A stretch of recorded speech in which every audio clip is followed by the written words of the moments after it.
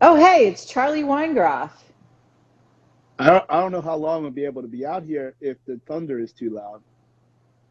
Oh, well, I'm sorry I sent you outside. Well, I think it was for the best.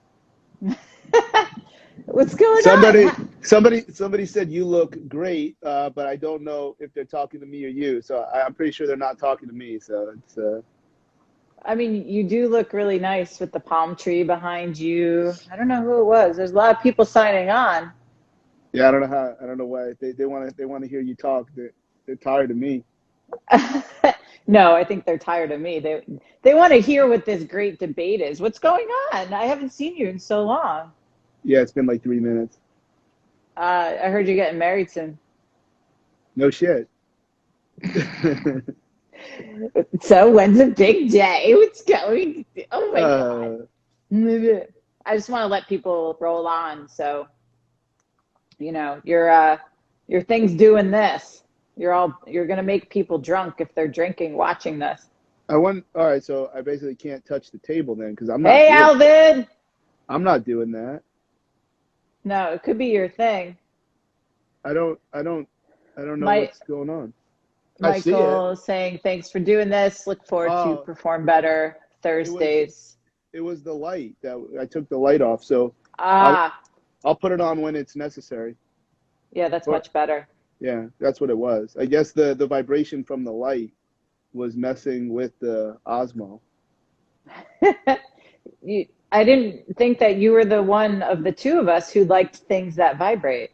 Anyway, I'm not commenting. Mitch, no, Mitch. We tried to do it in the same room, but it's a delay and Yeah. echo. So it's awful. It's awful.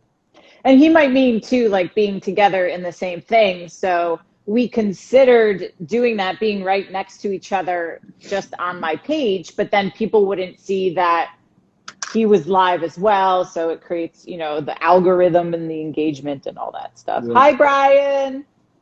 Brian Bot's waving hello. He's like our star prodigy right now. Yeah, like he put a post on understanding maximal aerobic speed, of which I am not enormously have a tremendous amount of reps in, but he's doing it a very traditional way, and it's meant to show you when you're right around 80 to 85% max, and you're largely using aerobic systems, you're still into something. We'll definitely have to dig into that. So I think we've got a good amount of people. We're holding steady, like 28, 30 people. So I think some more will roll on as we progress. But thank you guys for all who have joined us. As you know, this is something I've mentioned here and there on my Instagram stories about wanting to do with Charlie, because if you've ever heard him speak, he is one of the most intelligent people. I'm not just saying this because, I live with him and stuff, but and extremely eloquent when it comes to training for performance and understanding some of the advanced techniques, but is able to simplify everything. And one of those, something that has been, oh my gosh, is that the thunder? Yeah, I'll come inside if I have to, but if it's going to be that loud. No, it's okay. I mean, once we start going, if I don't think people can hear you, or if they comment that they can't hear you, then we can figure Well, something I out. I I don't think anyone's ever said I don't talk loud enough. So No, maybe. that's another reason why you're outside. It's because of how loud you are. Because we have to be somewhere in the house where we're not going to be near each other in the same room. So, um, but anyway, so I think that the topic of cardio, and I say it in quotes because I think the definition of it is so misunderstood, or people use it as a blanket term for many different modalities in their training, that I think it warrants some sort of explanation as to what counts as traditional cardio in what somebody's personal context is, but also what is the difference between lifting weights faster, as people have said,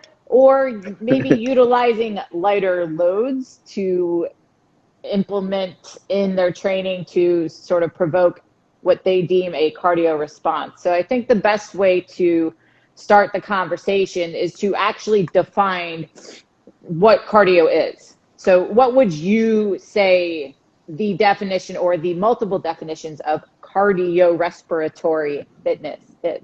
Well, I think before we say that, obviously we have discussed this and rehearsed this to some degree. The first thing is that whatever I say is what I think, and it's not terribly important to me if someone has a different definition. In case you haven't ever heard him talk. No, but that's important because just because I'm going to answer the question and explain what I explain, and if people want to test these messages on their own, which they should. No one should ever just randomly just do something because someone says it. The problem is that if your other choice of reputable messenger has a different definition, whether it's right or wrong, it's going to make it very, very confusing. So for as long as we do this, like, I'm basing everything off of my definitions, which I think are correct, and that's just what it is. So, well, no, I think also too, I can identify when some alternative definitions may be not conflicting, but maybe some people understand a different way of explaining it. Because a lot of the times you do explain things the same way other people understand it, just using different words. So it might just be a thing of coming down to semantics, really. That's it, because I think the question that you're really after, the activity has high value and high return, but it's not for the correct reason. And in fact, there's a good reason why that thought process of lifting weights and identifying a high heart rate that is often also associated with other effects can be a very dangerous thing in the long term. So I'm not suggesting anyone's going to die from lifting weights at a high heart rate, because I'm sure that's not possible to do that. Well, it's all just definition. So yeah, what was this question? When I moved closer, I kind of moved out. I closed down what people are saying. So what's that one person say? JD's asking, what does carrying a bag for 18 holes mean, and what is an increased heart rate golfing, even when riding a cart, considered in terms of cardio? So I think that goes back to start off with defining what is cardio and what the various definitions can mean to people listening to this, meaning coaches and both general pop. Okay, you can take all right, put lifting weights or carrying or moving something heavy, all very important things. Put that in your back pocket, okay? That has nothing to do with anything right now. We'll bring it back into the conversation. But like this, whoever they asked about carrying a bag for 18 holes, that's something. But you could also accomplish that same something without the bag. You can so just put lifting weights, on a different table right now. So I'm going to define cardio in one of two ways. Basically, let's just say central and peripheral. Okay, so training process, conditioning, you're going to apply a strategy that is within a particular range, that if you do it that way long enough, you become able to do more. That's the whole idea of training. So you can apply those processes to the heart and lungs. That's the central part of cardio. You're probably also going to include the blood vessels in that area that we know are very, very important so you don't die. The coronary arteries, the aorta, the vena cava. The names are not as important as the ones that are really close to the heart, okay? The ones that are really close to the lungs. There's a series of events that you can expose your body to so that your heart doesn't have to work as hard under similar conditions the next time, or the heart will work very efficiently in extremely high loads of those models. That's the central stuff. Then there's also, I think it's very fair to communicate on cardio from a peripheral standpoint, because there's like, once the blood gets out of the heart and the blood has the stuff that makes muscles keep moving or move really hard or move really fast, the blood carries it all around the body. So once you punch, with the heart, once the stuff it has to get out of the blood into muscles and other cells that are in the arms and legs and your face and your feet and your fingers, et cetera, et cetera. That is other protocols that may or may not require weightlifting to use. So cardio is a series of training events that affect either your heart and lungs or the muscle cells. Because muscle cells, we know, can work with oxygen, and muscle cells always work with everything, but sometimes they can work primarily without oxygen, and they won't work very long without oxygen. But if they do have oxygen, which has to come from the heart and the lungs, then they can work for a very long time, except they really can't do a lot of heavy work or a lot of explosive work.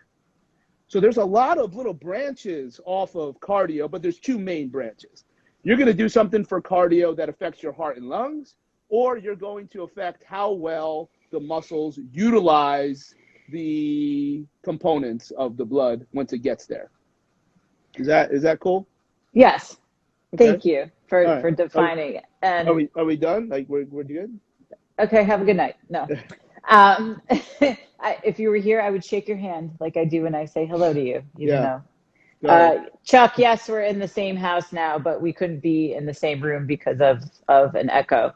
So I know a lot of the reason a lot of the coaches are signed on here is, I have always admitted in my talks, I would say, in around like the 2010 era or whatever, when high intensity interval training became very popular, a lot of us got on the bandwagon saying that, oh, well, we don't need cardio, we can just lift. And all the adaptation that you need can be obtained from strictly doing high intensity work or lifting weights, or you can lift weights with minimal rest periods and still get that cardio effect. And we were taught to think that traditional low threshold, steady state aerobic training would make us fat and weak and slow. And I would say with, understanding some of the work from Pavel, from you, from the Muscle Nerds education, we've learned the importance of being aerobically fit to be able to withstand that type of training that I was talking about with the higher intensity. So I think that that's created almost like a divide in the industry where many coaches think that people can get away with just doing high intensity or substituting their type of weight training for cardio. What do you think that people mean when they say that I don't need to do cardio, I just lift weights quickly or low load and stuff? Well, oh man, it's so hard to, and I'm not even trying to be nice here, trust me, because basically the messages that you have described have a lot of holes in them. They're not, that the way you said it, which I know is how other people say it, is very easy to disseminate. I'm just not sure where to start, because there's a lot of things that should be explained first before we describe how silly and incorrect those messages are. Let's start off with what is correct. There is research that would suggest that if you do something in a particular way very, very intensely, you can also achieve some of the changes that can happen by you do something not intense for a very long time. The first research that became very, very popular, and I presented at a conference with him long time ago in Okanagan, Martin Gibala, Gibala, began this thought process that fueled the messages that you're talking about, where you would basically do a lot of high intense work. And if you measured the suggested value of what you would get from low intensity, you got it from the high intensity. However, these were very isolated events, and these were also people that already had a significantly, a very developed aerobic system to begin with.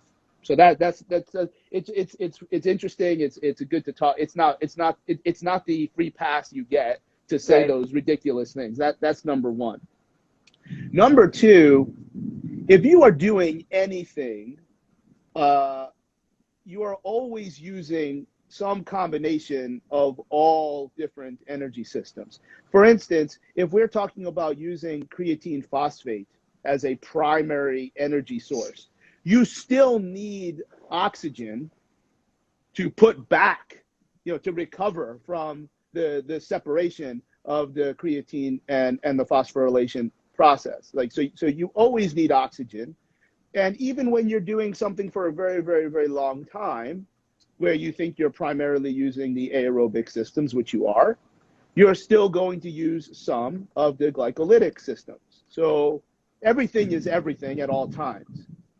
The moment you stop and start an activity in any form of interval fashion, you now have to communicate those two different activities when you describe what you're doing. So unless you're doing something continuously straight, you have to say this is glycolytic colon aerobic, or this is oxidative phosphorylation slash something else. Like you can't say it's both. I'm sorry, you can't say it's just one if you're stopping and starting. So for instance, if I do explosive overspeed kettlebell swings for 10 repetitions, I am primarily using a very particular energy system. And if that's all I'm communicating and I just do 10 swings and I go home, yeah, I'm going to say I primarily used 10 swings is going to take you like 12 seconds maximum. You're probably, maybe you got into some very, very early stages of some of the glycolytic energy systems. But now if you rest and do another 10, when you rest, you are using primarily aerobic systems. So the value of doing your next 10 reps is how developed your aerobic system is during whatever period of time that you chose to rest. If you rest a very, very short period of time, what you should be asking the question, was that enough time for the aerobic system to give me what I require in the central and in the peripheral, so that my next 10 swings were just as devastating and ruthless as my first 10? Or do you not care? That's okay. You're allowed to not care, because I think the best way to try to communicate these ideas, I'm always going to take both sides. I will give the answers. Like, I'm going to say what the other person would probably say. Well, I don't care. Why? I'm allowed to do 10 swings. I don't have to do them all like really as hard as I can. Okay. That would violate a very important rule for me of efficiency, particularly if you're trying to do them as hard as you can and can't. Now, if you do 10 swings medium, clearly the degree of aerobic excellence you require won't be as much, but you're also not going to get as much out of those medium swings versus the 100% ruthless swings. So there's so much to communicate and talk about in context. Now, here's the thing. Kettlebell swings is an interesting choice, because is that what someone else would call cardio, or is that lifting because you are moving this somewhat heavy, depending how heavy you go, external load? Well, your heart rate is probably not going to go up that high because you're only doing 10. Yep. So let's say you're going to do 50 swings, which many people do.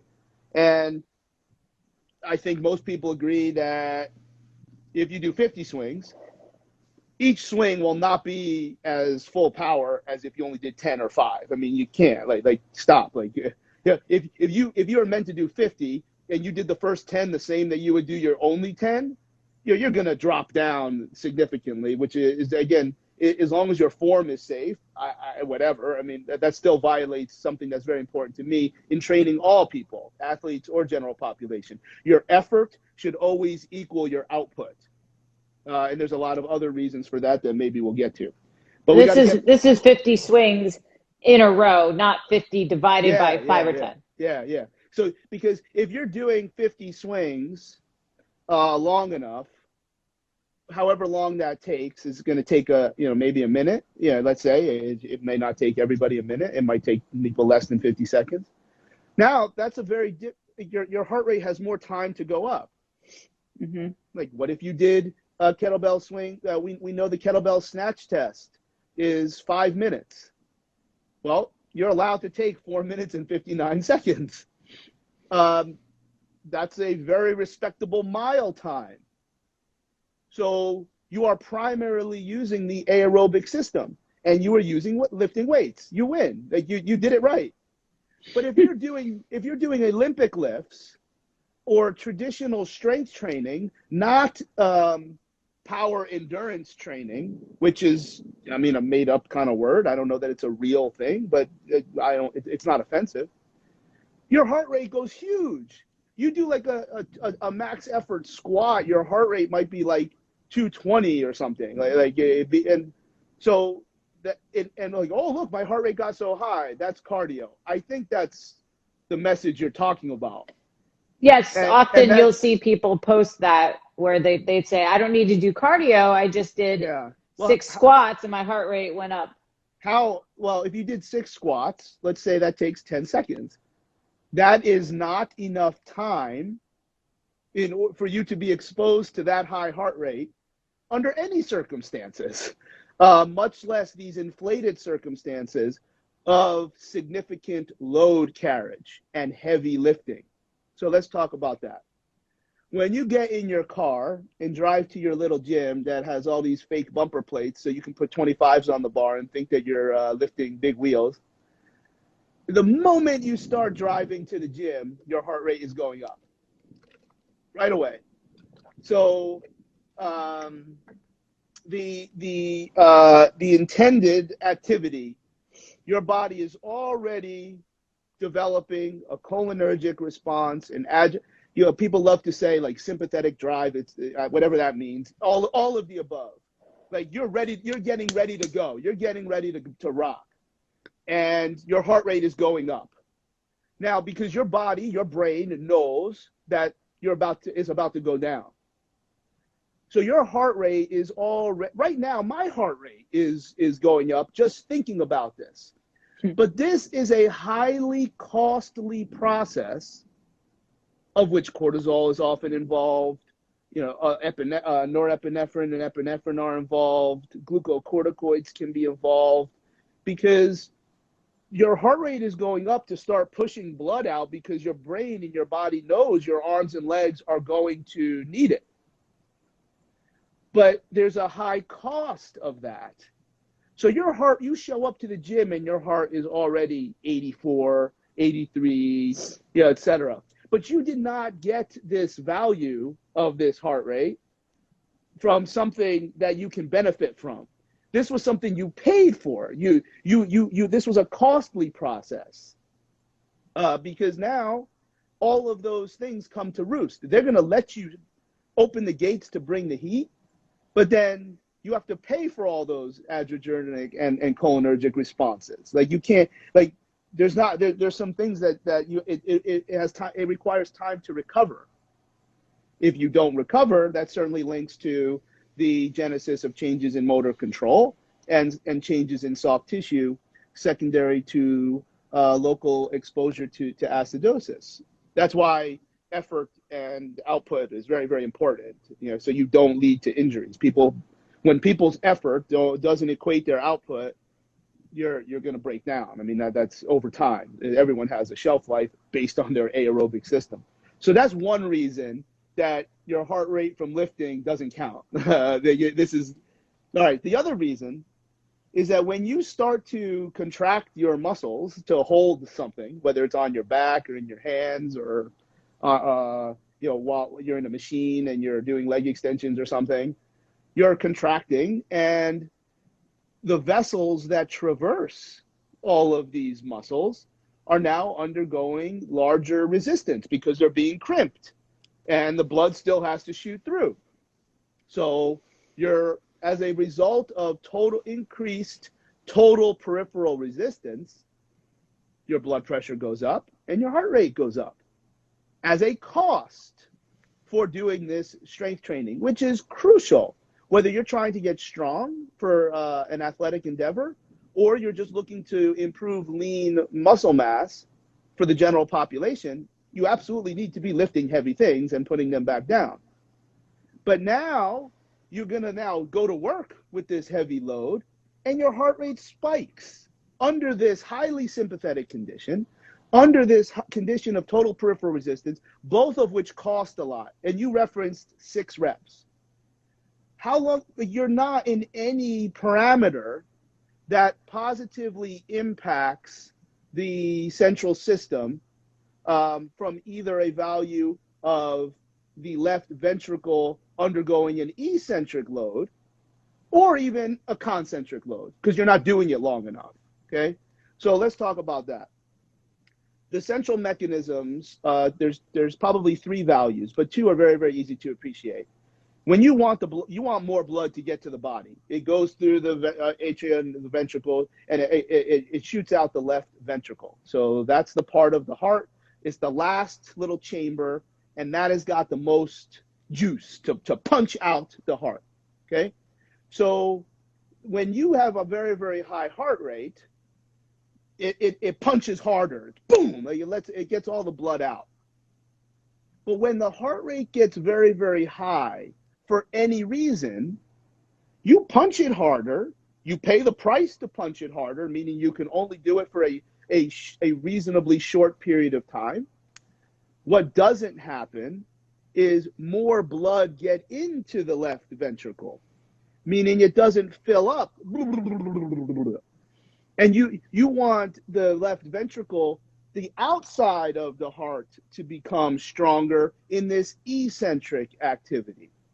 So think about this. If you were going to do a whole bunch of reps really fast, you do not have the opportunity to work on eccentric loading. The eccentrically loaded heart has the ability to fill up with more blood. And that's typically the heart that's healthy. Now, we can dance and find the heart that fills up, like, so the best fighters in the world can do that. The best CrossFitters, the best ice hockey players, even the best of every sport can do a little bit of both. But if you're constantly in a high heart rate, you will never be able to develop the eccentric quality of the left ventricle. And that will tell you that, now, I think what's happening is that people are choosing their definition that fits their goal, which is not wrong, to lose body fat or change how their body looks naked in a mirror. That is not what I define as cardio. So we love beating up on medical doctors, which is right or wrong, whatever. It's, I used to beat up on everybody. It beat up on me. See how that works out for you.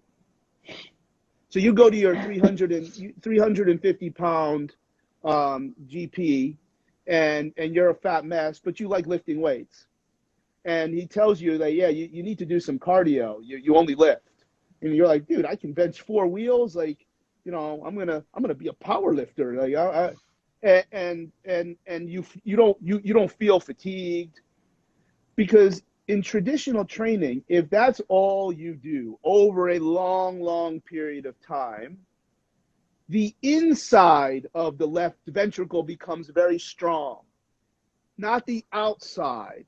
So the medical condition that you think is an idiot doctor just because he's a fat pig is called cardiac Myo Hypertrophy.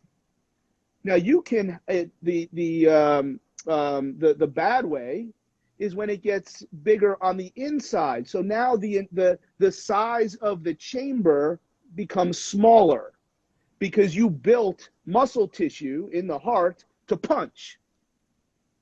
The body adapted in the way that you trained it.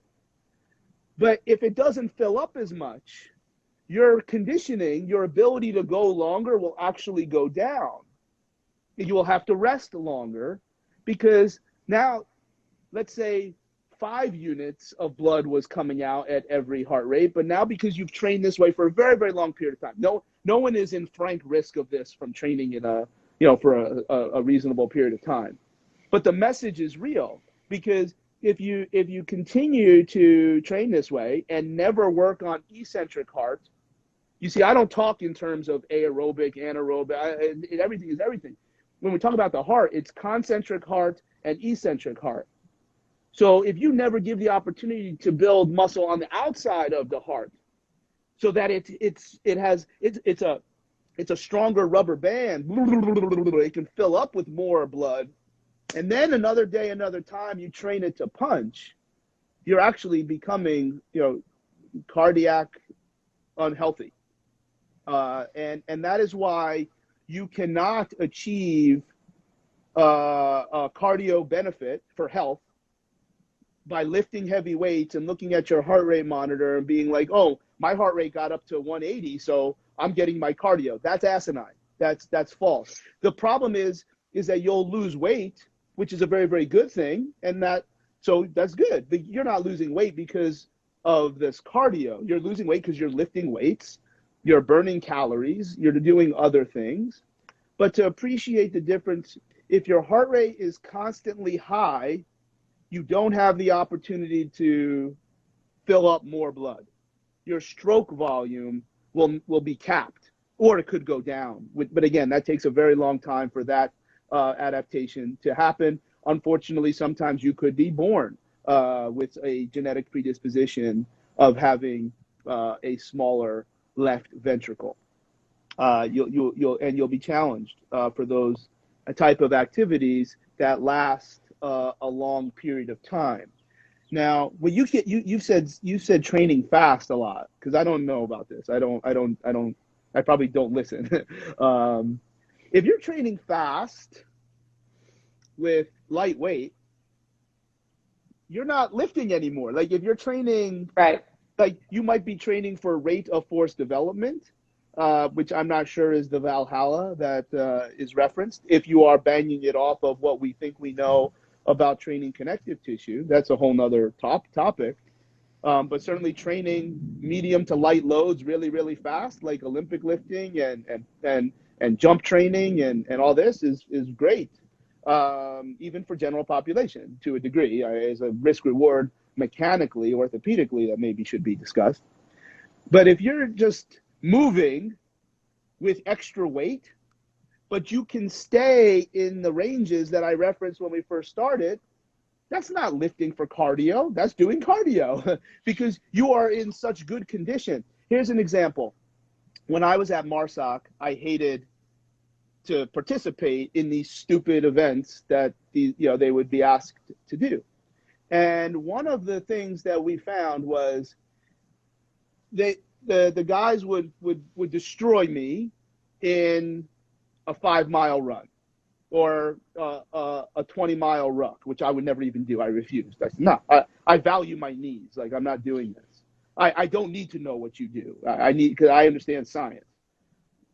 And then we would talk like to help them understand. I said, now think about this. You crushed me in a 5 miles. If we all put on a 20-pound weight vest, you don't crush me as bad. You still beat me, but I closed the gap because 20 pounds to me is a lot less meaningful than 20 pounds to you. So so now, is that lifting? No, it just means that you challenged this energy system. I was less challenged to run 5 miles with 20 pounds extra because 20 pounds doesn't mean anything to me from my ability to carriage load. Right. So I have trained professional MMA fighters with a Friday program where you will use what will look like very, very junior weights, like the pink dumbbells that we like to joke at. Yes, you've seen me. I will use, hopefully they're not pink, but they're less than 5 pounds for certain movements. You will get a list of movements, and you will put 20 minutes on the clock, and every move that you're going to do is 20 repetitions, and the only rest you get is to change the exercises. So if you do them all with kettlebells, you literally get no rest. So you do 20 minutes, which fits into the very, very short stages of what a lot of people call aerobic training. But because they are monsters, we're instead of doing an elliptical for 20 minutes, we're doing a very light kettlebell complex. We're not getting strong from 8-kilo kettlebells. You are forcing the body, because the moment you get into a high heart rate, you're done. You can't go 20 minutes. So you have to be humbled to choose light weights. That's not lifting. That's not lifting for cardio. That's doing eccentric heart training with external load. That's not lifting. You can't get strong. You can't get fast. That is a conditioning session for people that are highly, highly trained. So basically, you have 1 or 2 kettlebells, and 20 minutes later, you put them down for the first time. I'm talking like the most I've ever used is 10 kilo, because again, I'm showing up to that dance much lower levels of eccentric heart ability as a professional athlete, but I'm also very strong. So it's an interesting comparison. That's not lifting for cardio. That's cardio with weights. Right. So those are my definitions, because I'll keep the heart rate low enough so I can work on eccentric heart, which is the healthy heart. People don't die from having a springy left ventricle. They do die from looking the part and having a complete inability, because we haven't even talked about the ability to recover within your workout or even within your set, like while you're doing your 10 swings. Because if rep 7, 8, and 9 is not as powerful as 1, 2, and 3, that means you're not recovered. You're not even fit enough to do explosive kettlebell swings for 10 reps. And that is the ability to use oxygen. So the ventricle is really where people should be trying to understand this. You want both, but it's way more important to have the blah, blah, blah, blah, blah, blah. And you set up the segue into what we'll talk about with the recovery and different protocols. But I think, what people can take away from that explanation is that they are better off doing a certain amount of eccentric heart work, or what they may think is, I guess the term steady state is probably the most understood. Having a good amount of aerobic conditioning under their belt will allow them to recover better in between sets, but also in between workouts. Absolutely. And just overall will allow them to perform better. And the popularity of doing exercises with a very high heart rate constantly is not necessarily going to get them to have that same ability that they would when they're doing things under a very, very low load, like you just explained, or maybe other modalities. And so I think general public and, Gen Pop is, the ones that throw the term around cardio, they think going for a run or going for a long bike ride. But obviously, as you just mentioned, there's different ways that you can achieve this eccentric heart type of training, and they don't necessarily have to spend it on an elliptical or running if they don't want to. So if you can give some examples, it's not bad. Like, people do enjoy running, people do enjoy riding a bike, but there are alternative ways that they can achieve the same thing and come to the same adaptation. Look, again, we like to poke fun at some of these national organizations that seem to have archaic, models. But if you do a couple times a week, 30 minutes on the elliptical, you'll probably achieve some very valuable cardiac output. Again, I'm focusing on the terminology eccentric heart, because Right. with that programming, let's just say 30 to 90 minutes, but you could go 8 hours. Like if you're doing 8 hours straight without on a bike ride, then you are primarily working on eccentric heart, because the bottom line is if your heart rate got to a certain point, you would stop riding your bike. You would stop whether you believe in the central governor theory that began to be discussed from the Tim Noakes' research several years ago, or if you believe in the buildup of acidosis, which then limits muscle function over time. I mean, you can believe the Bohr effect. If you start breathing heavy, you're not gonna be able to extract oxygen from hemoglobin. There's a lot of reasons why if your heart rate goes up, you're not gonna go for 8 hours. So you're primarily using this eccentric heart parameters. But if you do 30 to 90 minutes of anything, that keeps you in this particular heart rate range, then that is really the only thing you can work on. So now, if I set up a whole bunch of exercises and we basically only rest to change the exercise, so I've got your little boot camp, except this boot camp isn't, by the third round of the second exercise, you're, instead of throwing, you look like this when you're throwing a med ball, or you're on the air bike looking like this, you're surviving. Like a salamander. Yeah, you're surviving this training session. It has to be so easy in that regard, so that you can do it for 30 to 90 minutes, and it's like a warm up.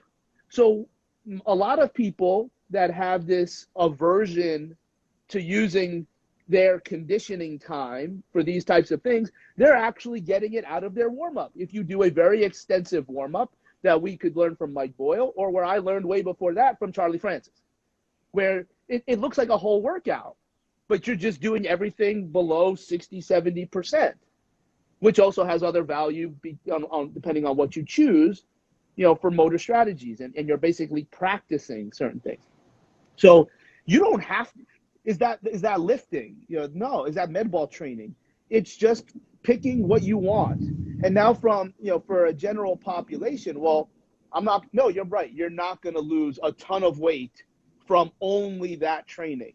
But that type of training and a series of weeks or months of that focus, because you suck at it. How do you know if you suck at it?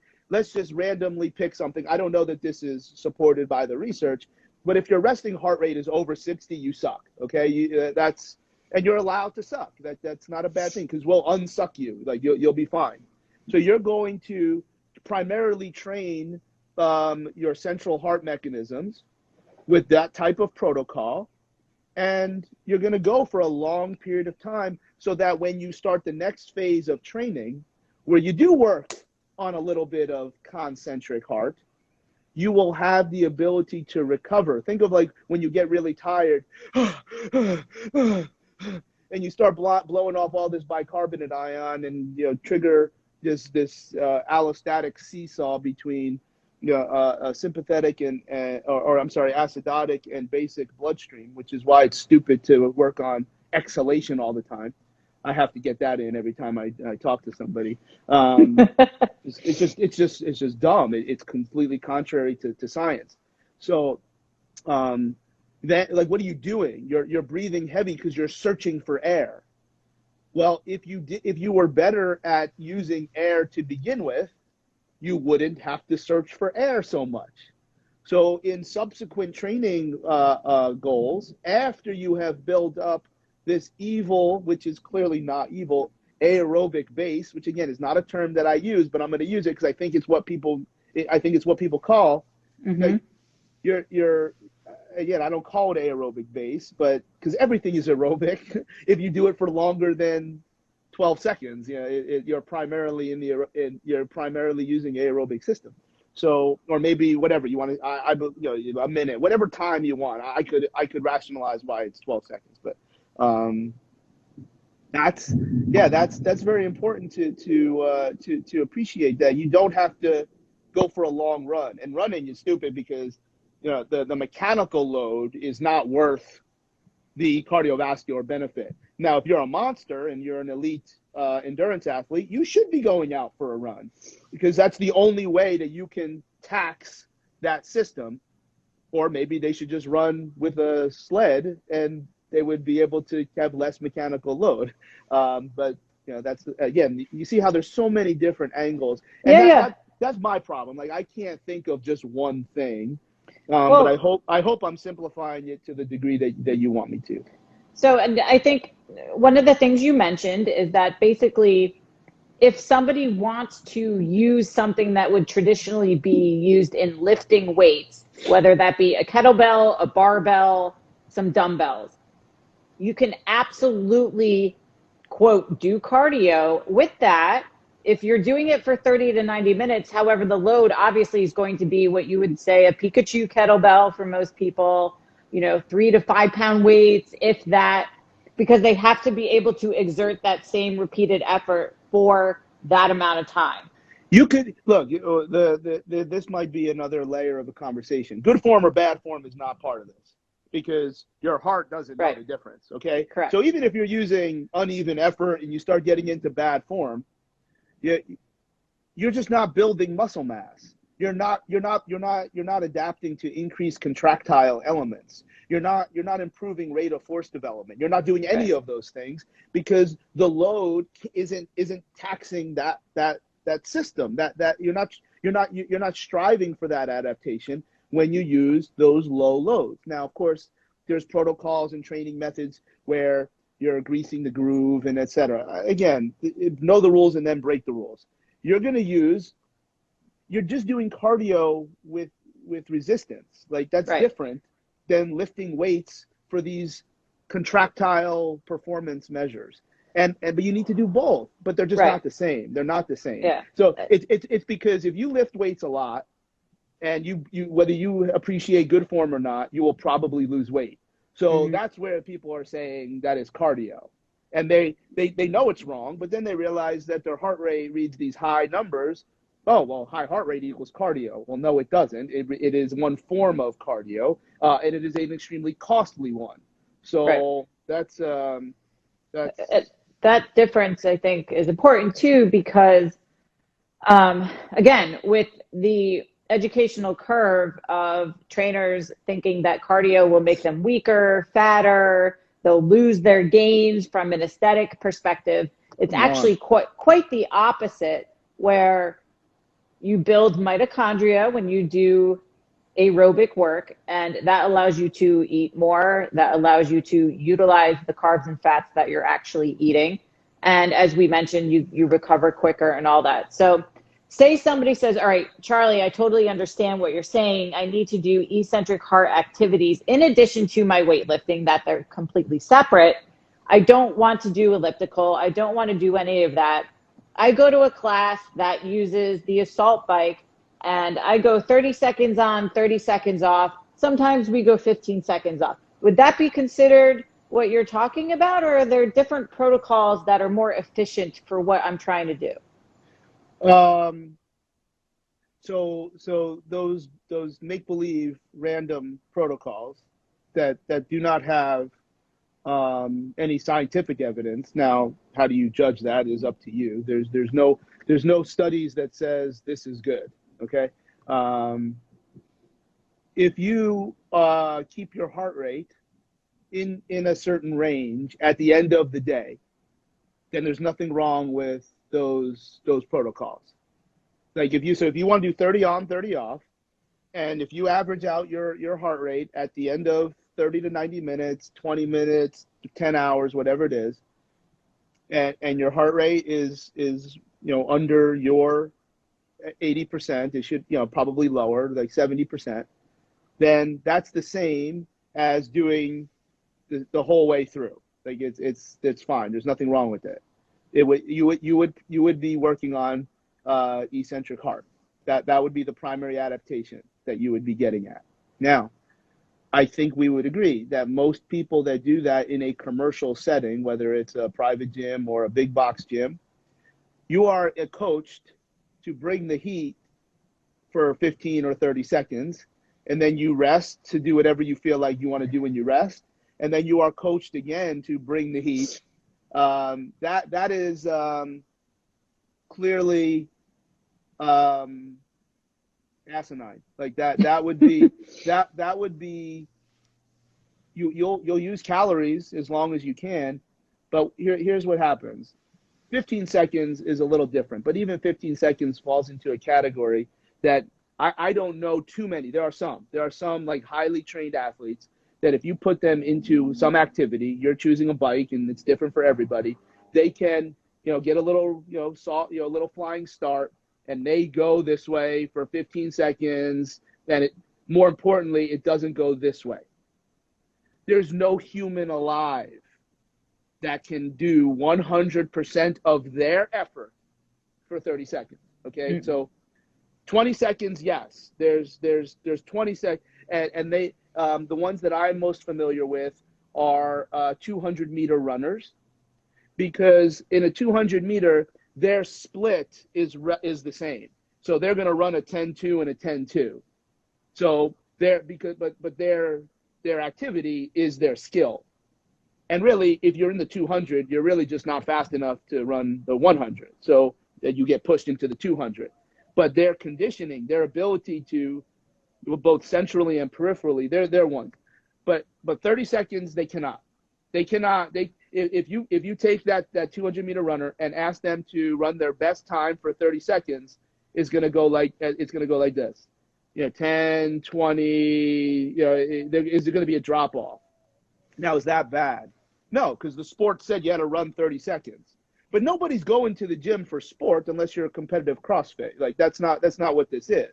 Right. So within that period of time, it's not even humanly possible to maintain 100%, which is what they are being coached. You are capable of delivering 100% of your effort. And that was what I talked about a couple times before, where now on the first round, in 30 seconds, not possible. 15 seconds, likely not possible. We have shown many times that very few people actually understand what 100% effort on an air bike is, of any type. Most people can't even really do more than 6 seconds, 8 seconds at a very high, pace. Mm-hmm. They'll drop off. That being said, you also need a significant amount of time so that your next round is the same output, and no one's getting that. 15-15 is absurd. 30-30 the 30 is absurd, but do anything for maximal effort for 30 seconds, which you're no longer at max. So you can get an 8 and an 8 on 30 seconds, but you can't do 10. Like your 10 will be an 8.5 on the first round. And now if you don't rest for a period of time to allow, in that case, the peripheral mechanisms, the mitochondria, to recover, then your next round is a 10 effort, and now you're an 8. And then you're going to do a 10, and you'll do a 6. And the next thing you know, you're doing this, and you think it did good because you lost weight, but you have this incredibly high heart rate. You're not waiting long enough for it to come back down. Now, you're doing the same thing as lifting all the time. You're probably, for a period of time, going to see results in your body type because you're still using calories, and you're basically showing this elusive mental toughness, and you're going to break. Now, I would tell you, if you rested long enough so you could talk in a complete sentence, or if you rested long enough to do a predetermined complex math problem, or if you rested long enough so that if you closed your eyes, you saw what would be a 3.5 on the old Borg scale, all these different things that when the bell rang, then you would actually be able to do the next round at an extremely high intensity. You bring a 10 and you get a 10. So you have to choose a work interval that makes sense in the first place. And in my mind, it tops out at 12 seconds, depending on the person and depending on the modality. 15 seconds for rotary athletes, such as explosive rotary athletes, such as golfers, such as shot putters, hammer throwers, discus. It's all the same. Golf is just because they don't eat. You train a golfer and a shot putter, they could train together. they're just genetically different. I have seen elite golfers, again, it's a long drive guy because they're more inclined to train like athletes rather than professional golfers. A rip trainer, where to my eye, at 15 seconds, it appeared to be very similar as 2 seconds. Now, we're not measuring it on the rip trainer, but I was very impressed. But then it made sense because just like the 200-meter runners, their skill is running. This man's skill was rotating explosively. So he was super efficient. So I'll give you 15 seconds for that population. But if you're going to take 12 seconds, I'm going to probably ask you to rest at least 48 seconds. And depending on what we do in that 12, 6 seconds, sometimes as low as 4 seconds, I still want you to go from 20 to 40 minutes. And the good news is that would be a protocol that would have significant evidence to either proliferate, make more, so now we're in the 8, 9, 10, 11, 12 seconds, or improve the metabolic efficiency of the mitochondria. That's your 7, 6, 5, 4 work intervals. The mitochondria specifically in the sarcoplasm of type 2 fibers. So why is that important? Don't worry about the big words. That is where the calcium goes in and out of the cells. And if you have more mitochondria, where to allow the calcium in and out of the cells, you can contract and relax, meaning you can stop and start, which is what most sports are like. And then you'll take that to the general population. And you know that if you have all this rest, you're going to keep their form good. So that's the most important thing in general population in the grand scheme of things. I know we have to craft it a little bit differently. More importantly, you're going to get 20 to 40 minutes and you will be able, who doesn't want to look like a striker in soccer? Who doesn't want to look like a sprinter? Who doesn't want to look like an athletic, basketball player? I'm not talking about big hulking, individuals. So that is a great protocol and a very cheap protocol. And you can break down those minutes. Now you can go, it doesn't have to be 48 seconds. You just have to answer certain calls. And that would, now what are you going to call that? So you're going to watch Jason Zubak do the rip trainer for 15 seconds, but he'll probably rest for a minute 15. So he's doing something very, very glycolytic for 15 seconds. And then he's doing something completely aerobic for the better part of a minute 15. So which one is it? It doesn't matter. Right. Like it's a different way of communicating, and I'm not the only one that communicates this way. Again, I would probably suggest that Charlie Francis was the first person that a lot of people learned from, and I think it's kind of cool that I'm a surrogate, fall off the tree of Charlie Francis from my experience with a lot of people in Toronto. So now that's not the only protocol to improve adaptations related to mitochondria. It is from my information, of which I don't know everything, that is the best protocol to improve mitochondrial function or proliferation within the sarcoplasm of type 2 fibers. So now you're not going to get big and bulky. You're not going to gain mass because if you proliferate mitochondria, they have to take up space. You're going to get big giant quads if you bike for a long period of time at an intense rate. When we look at, it's always very, very impressive for me to see female fitness or bodybuilders have giant quads. Like, how did this happen? Well, because you'll use the stepper. Your warm up is always on this stepper. So now you are preferentially mechanically loading the quad. And you're doing it over a long, slow period of time. The resistance of that, what do you call? Is it a step mill? Is that what it's called? Yeah. Now you're probably much closer to a protocol that proliferates mitochondria in the muscle itself, not the sarcoplasm.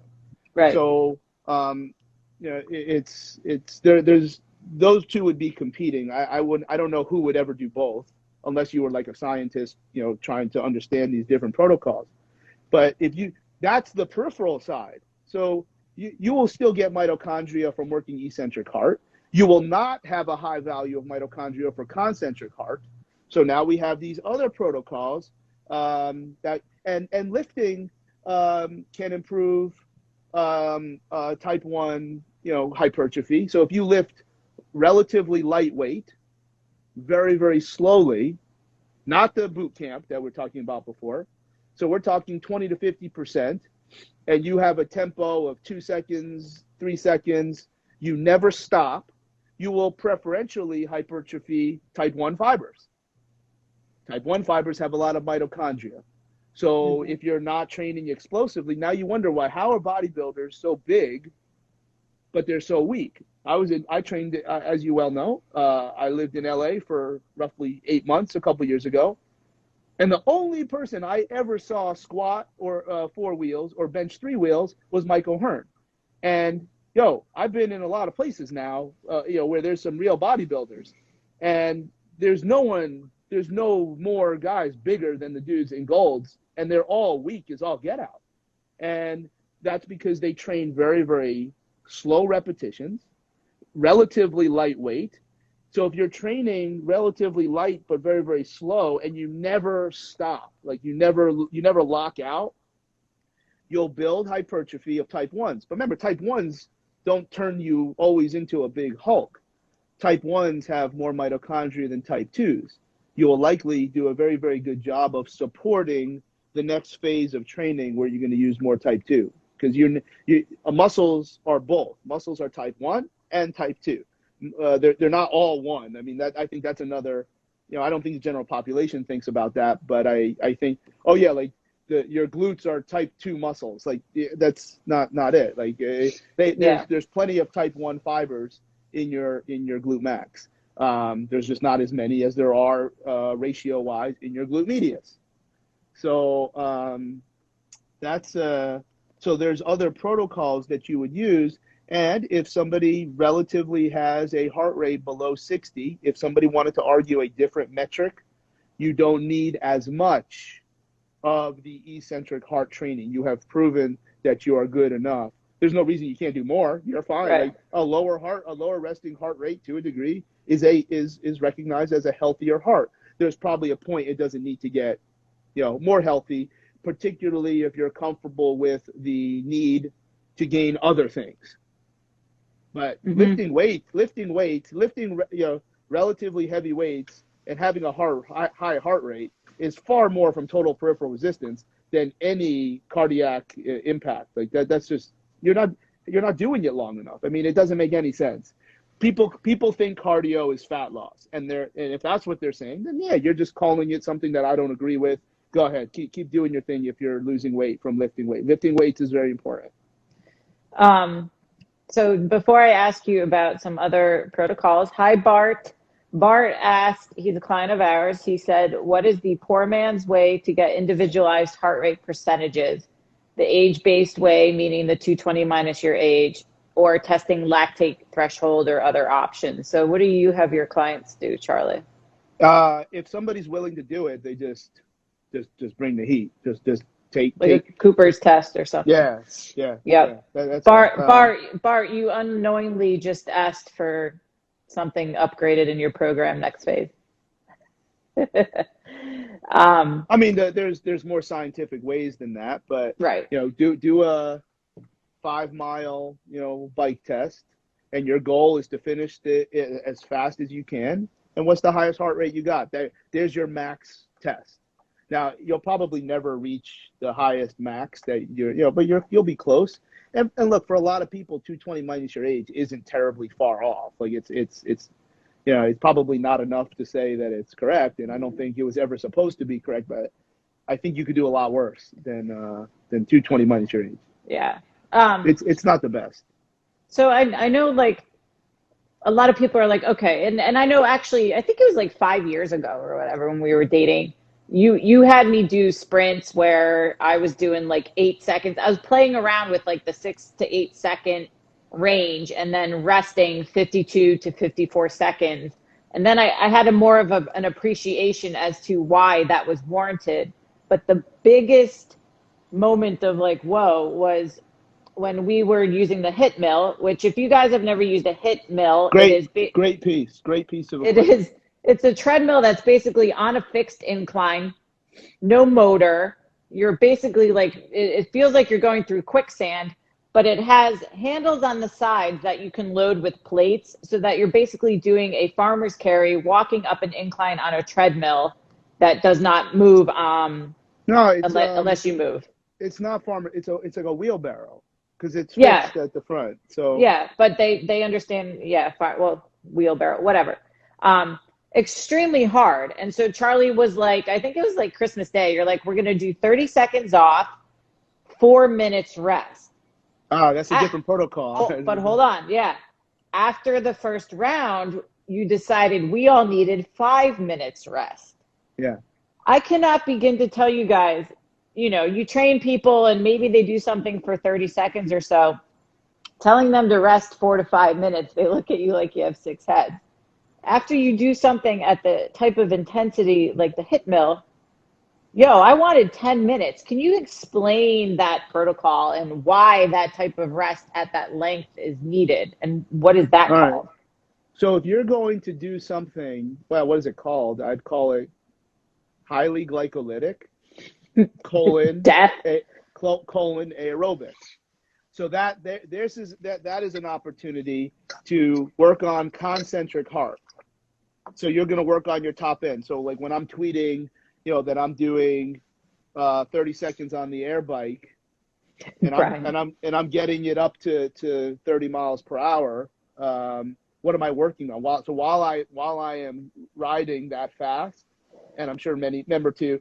I mean, I could talk a little shit, and because I'm so short, I'm never going to have as high miles per hour as somebody else. But I don't suck at that. But I'm working on concentric heart, which is really just go time. Mm-hmm. This is your opportunity to go to bat. Like this is mental toughness. This is now. I am not highly trained in understanding and appreciating, buffering acidosis. Like, is that a real thing, or is that really mental toughness? Whatever it is, I'm doing it. If you do, because that protocol could also go to 60 seconds. Now, you probably wouldn't be going as fast. When I feel like working on 60 seconds, I won't be going 30 miles per hour. I'll be going like 24 because I have to keep it the whole way so that my effort and my output are equal. So if I'm going to give you 100% effort for 60 seconds, I can't get out of the blocks like if I'm doing the other protocol, like for 4 seconds or 5 seconds. So now, why do you rest that long? Because the peripheral acidosis that you have developed, because concentric heart protocols, I keep saying, are costly. So part of the cost of doing something maximally explosive plus 30 to 80 seconds, you are contracting muscle and primarily using glycolytic energy systems. And the only way to do something fast and hard is to pay the price of this, just like when you have to recover. So if you keep the pace correct, you'll be able to do 30 seconds. That's what I said before. But now, is it 30 seconds and 30 seconds rest, or 30 seconds, and in this case, 240 seconds rest? Because I'm going to tell you, you need to go for 30 seconds like you're going to have rest at the end. Like, you can't do 31. If you did that and then got 30 seconds rest, you can't even do the second round unless you're a monster to begin with. You're damn sure not doing 3. So why do you rest so long is to allow the body's opportunity to buffer the acidosis that has been developed, in that case, your legs, probably not as much in your arms. And so that you can, when the bell rings after 4 or 5 minutes, you can deliver the same output. It's not the heart rate. It's the peripheral recovery of when you use those high threshold energy systems. Now, again, it is probably important to recognize that, well, why is this really that important?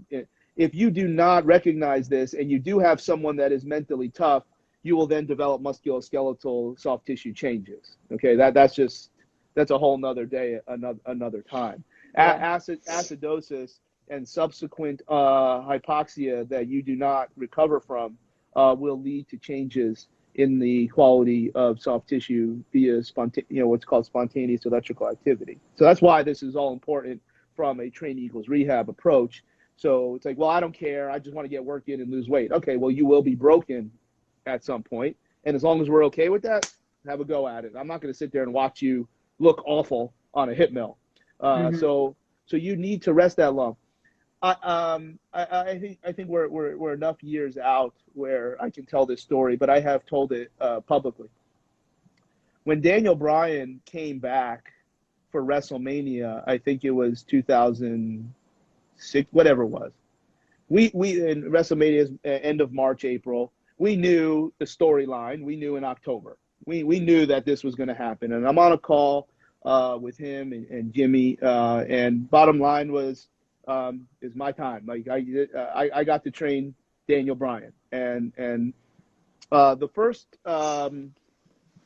Now we needed to train in his house because if people saw him training, it would blow up the story. Even though wrestling doesn't really have a ton of kayfabe anymore, meaning people know what it is and what it isn't. Anyway, the first week of his training on day 2, he did 60 seconds on and 3 minutes off. That's like, you'll never get less than 3 minutes. I have started to try with myself going under 3 minutes for certain of these concentric heart protocols.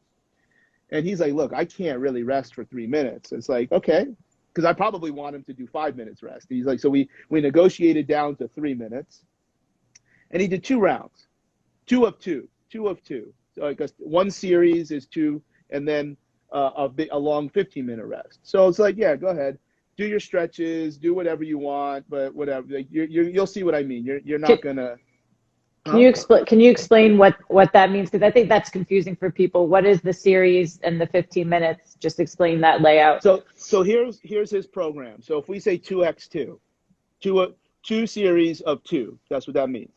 So he's going to go 30 seconds, rest for 3 minutes, go 30 seconds again.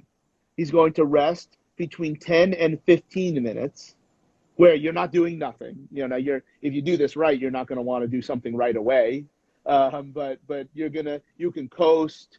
You can do anything that doesn't challenge you. It's basically mobility, stretching, whatever, fast and loose, all good things.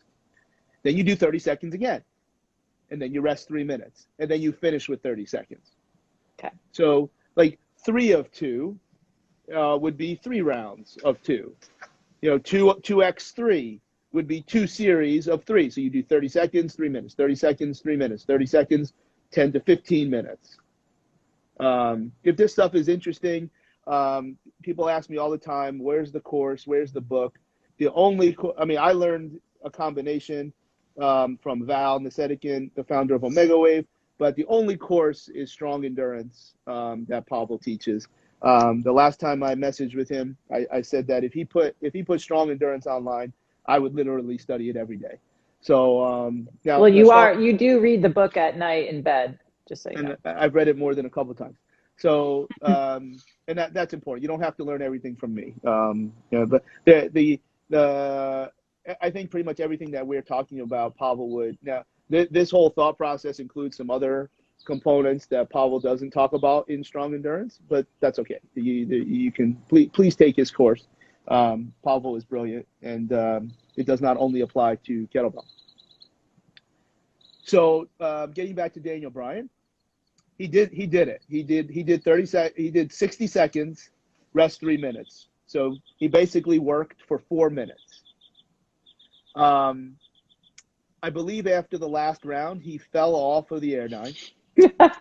and that made enough of a sound that Bree, carrying Birdie, came downstairs to the gym to make sure that he was okay. I didn't get a phone call right then and there, but I did get a phone call, and I'm like, yeah, you probably did it right. Now, do you believe me? Because as an elite athlete, he did understand what 60 seconds was very, very quickly. Most people do not.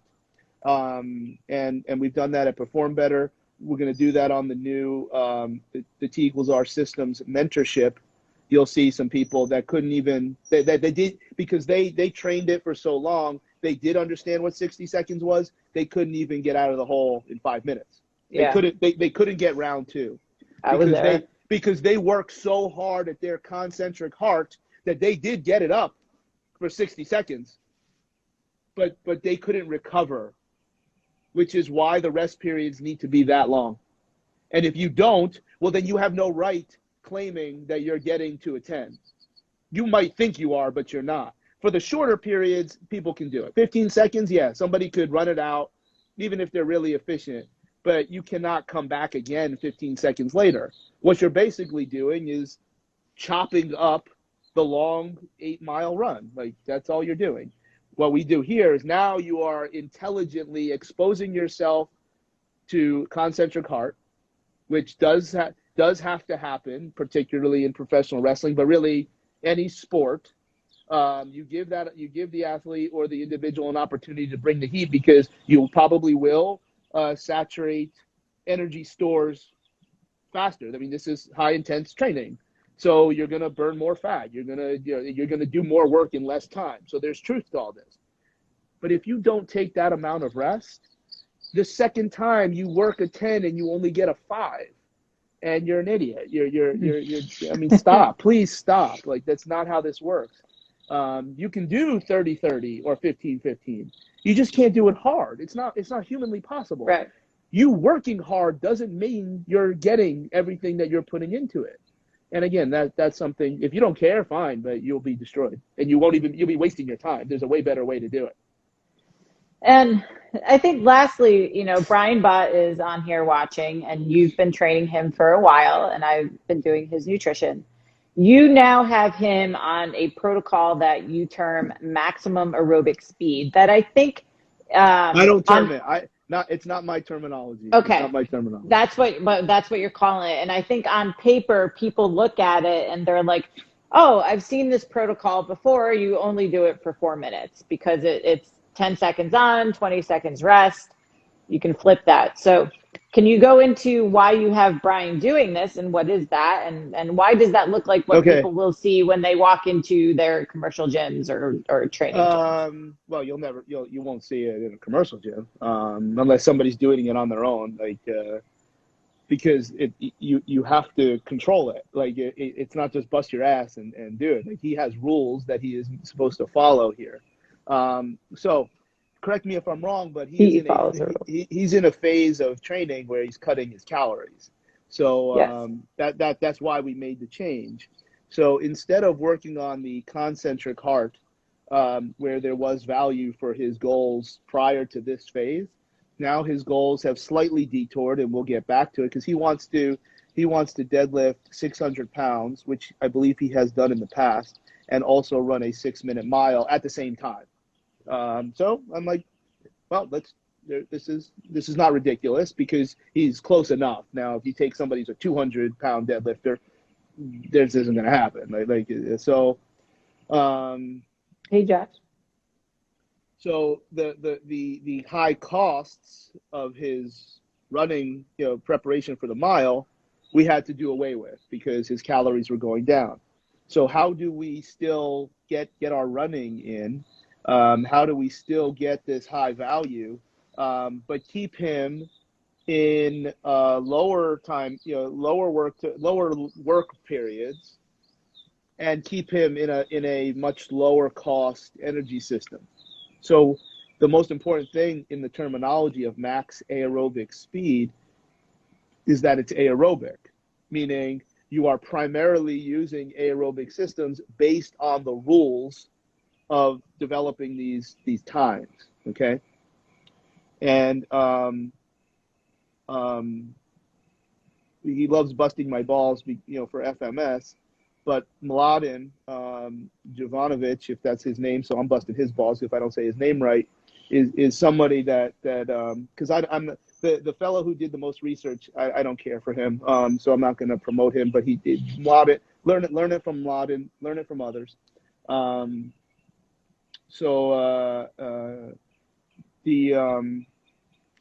you do is you choose a test similar to what we looked at for max heart rate, where you are looking to cover a certain amount of ground in the modality that you're going to use. So if you're going to run, you have to do a run test. If you're going to bike, you have to do a bike test.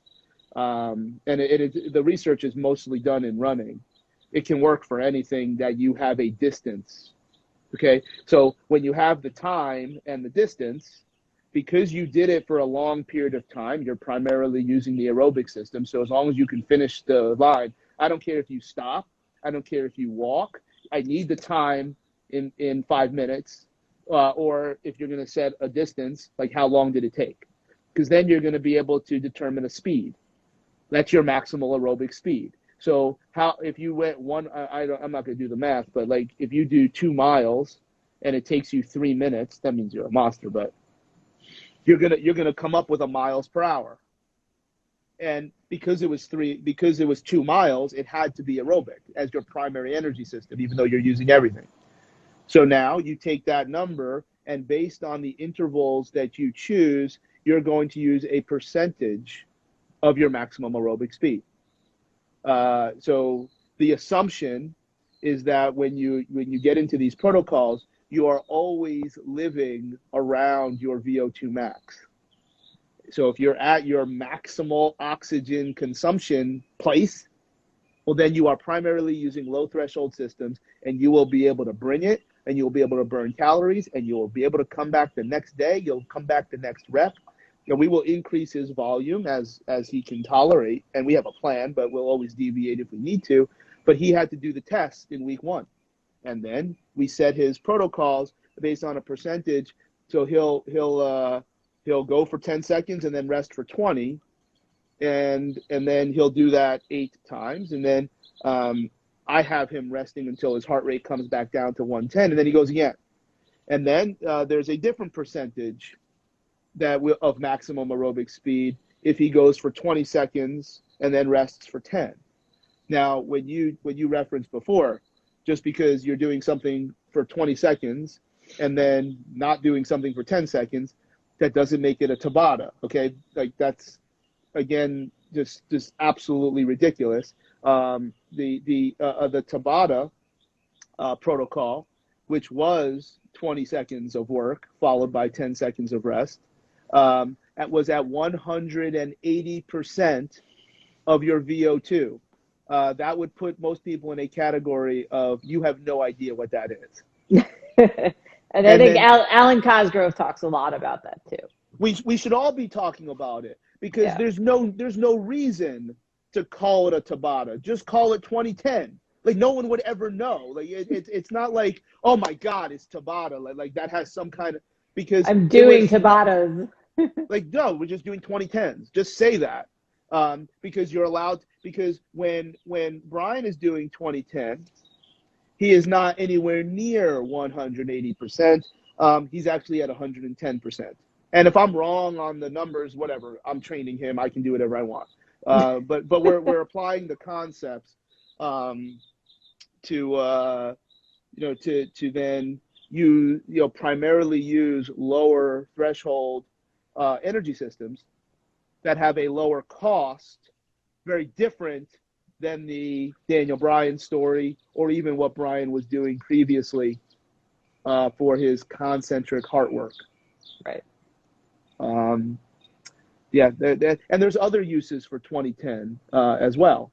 It gets you to 30 seconds, which is very easy to program, particularly in a Western environment where time is, like workouts have to happen in an hour. Now, I don't think Brian's in that place, but most of us, I have an hour to train, or I pay for an hour of my trainer's time. Like in other places, this is not common.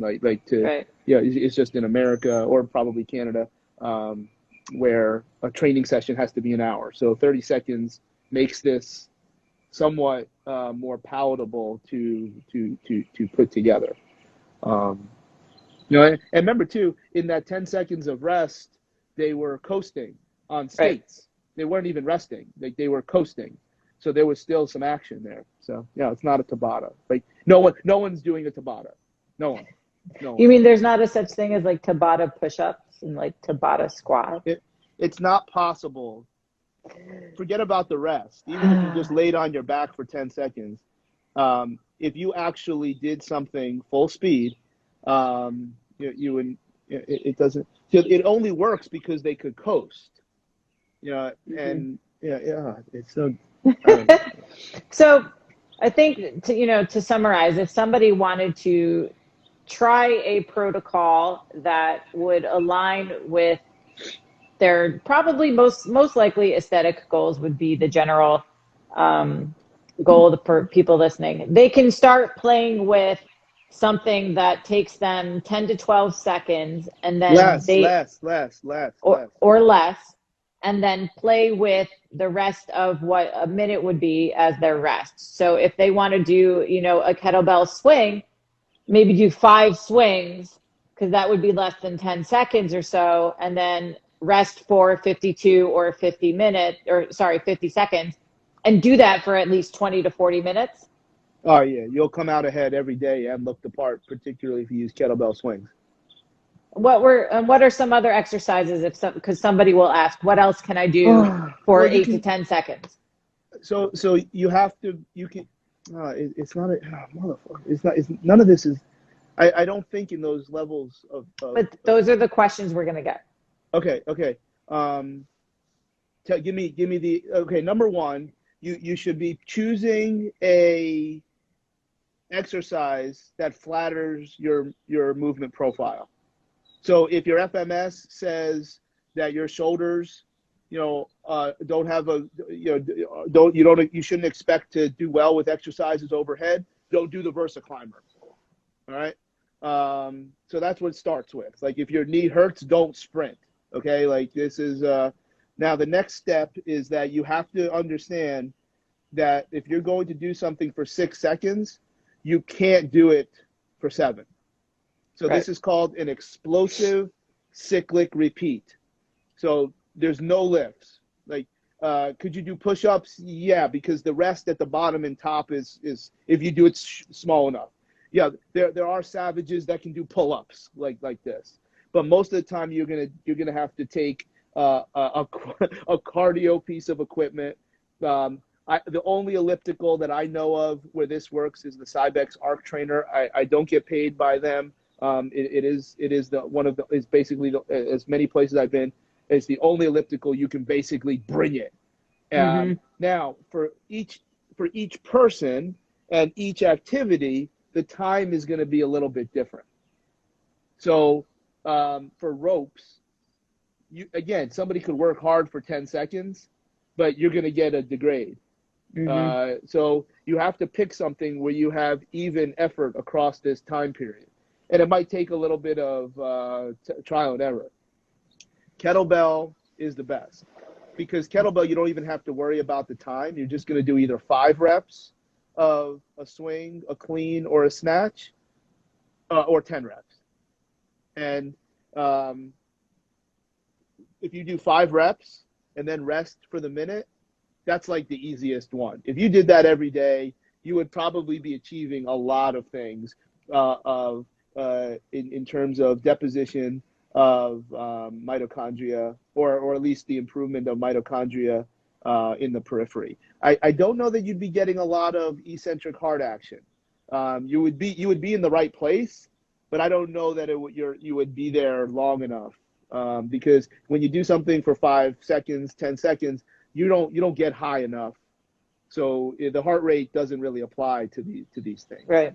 If it does, it's just a commentary of how your heart functions. Versa Climber, ropes, the Marpo. We did that with John Wall while he was recovering from his Achilles, and obviously came back brilliantly with some really great work from the folks at the Wizards. Where they allowed me to put all this stuff in for him. You name it. Like obviously sprinting works. If you can get up to, if you're going to sprint for 4 seconds, rest for 56, and you can get past 15 minutes, you're a motherfucker. Like you can do something. That's special. 5-6 seconds, I don't even think NFL receivers can do that. Yeah. 20 minutes. No, I think those are some great points. It's like, can it be Kettlebell, explosive? It has to be explosive. It can't be just you working hard. It has right. to be explosive and cyclic repeat. So you can't do like Olympic lift. Clearly, Olympic lift is explosive, but you can't do them over and over again because there's Yeah. too long of a period in between the rep to the next. If you've ever watched Charlie do kettlebell swings, it's pretty scary. And our friend Greg Dumanoir, he asked me, but I think it's actually a question that you get quite often, is the appropriate load, because I do think people go a little too heavy when you think 5 to 10 swings. So if your kettlebell swing technique is good, as determined, by somebody qualified, which unfortunately is not always the people you think, you will choose a kettlebell weight that is 20 to 30% of your load, of your weight. You're like, what do you weigh? You're going to pick 20 to 30%. This was unpublished research on force plates that if you chose roughly, close to 25%, so if you're a 200-pound man and you're using a 24-kilo kettlebell, you're in that range, you could generate upwards of 800 pounds through the force plate. Now, that doesn't mean you can deadlift 800 pounds. That's the amount of force you're generating, and clearly it's a different contractile situation. So it's not saying that, but you would regularly score between 600 and 800 pounds. So basically, using a heavier kettlebell is not the answer, and clearly too light of a kettlebell is not the answer. So for me, I would still, for that protocol, I would use a 24. Now, if that's not your angle, then use a kettlebell that you can sprint, like meaning overspeed, for 20 reps. Use that weight. Where for me, one arm technique is very, very different than two arm based on what I'm good at and not good at. So I would use a 14 or a 16 for my one arm stuff. Cool. All right. So in summary, guys, can lifting be used for cardio? Probably not in the context that you are thinking. You can, however, do cardio with external resistance, which is using extremely light loads, going for 30 to 90 minutes, blah, blah, blah. Listen to this from the beginning. Charlie goes into an extreme explanation of everything. So if people want to learn more about this, especially coaches, if they really want to have a grasp of how you implement this in somebody's training program and what you exactly do, you've got some programs coming out, right? Oh, this is my time to market shit? Yeah. So over the next couple of days, we have a wedding coming up, so come on. I think we're good on that. The teaser trailers are already done, and what I will be doing is setting up. I haven't been able to think of a better word, so we're going to call it a mentorship. I think it's only going to be 10 people, and there'll be a series of things that I will be doing in exchange for what I will be asking for financially. And basically, I am going to be on your team, whether it's your business, if it's a sports team, confidentiality will be kept. You're going to tap into everything that you might think that I can help you with, which is not only training, but certainly rehab. Again, I love saying, I hate saying what I am, but there's still a lot of people that don't even know that I'm a physical therapist, or don't even know that I'm a strength coach. And mind you, I had to slide it in a couple times. Everything that I talked about tracks back to changes in motor strategy that lead to further adaptations of inefficient movement and injury. This is how you're supposed to train so you don't get injured. This is how you're supposed to train during a period of rehab or recovery. But business, a couple years ago, it was kind of cool. Somebody thought that, in his opinion, as a business person that had nothing to do with our profession, he was investing in a physical therapy outfit that has since not done very well. He said, I am the highest paid physical therapist in the world based on the amount that I work. So I don't own 30 clinics, so I'm not making as much as those people. But I have learned some significant business strategies simply from the people that I work with and having them on my table. So there's going to be a lot of business mentorship. People will be able to tap in both private and group sessions. And now, additionally, there will be content on the website that only these 10 people will get. And everything that we talked about will be on there, where everything that we just talked about will be the primary focus of this exclusive content that only people that sign up for the mentorship will receive. So the website will be everything for free, and I promise I will get back to content. There's been some reasons, some people know, some people don't. I have not felt comfortable, just being in front of people, simply because I haven't felt that I am who I'm supposed to be, and I'll get over it. But that's the reason, and so we're going to continue that will always be free. If you're in the mentorship, everything that we have that is on T=R Plus streaming platform will be included. I'm guessing most of those people have already bought it. So anything that we put into that second tier, which we will continue to develop content at that level, that will be included as long as you are a member of the mentorship, where there'll be exclusive content as well as access to me.